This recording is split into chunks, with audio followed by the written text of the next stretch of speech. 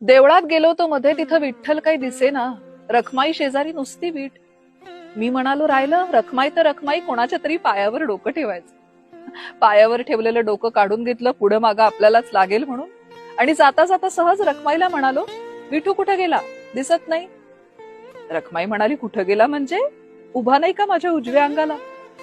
मी पुन्हा एकदा पाहिलं खात्री करून घ्यायला आणि म्हणालो, नाही तिथं कोणी नाही.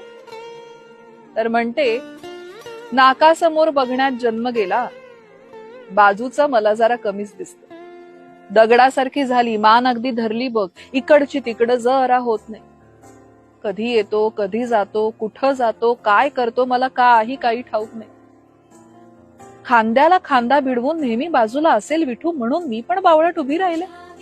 आषाढी कार्तिकीला इतके लोक येतात नेहमी, मला कधीच कसं कोणी सांगितलं नाही. आज एकदमच मला भेटायला धावून आलं.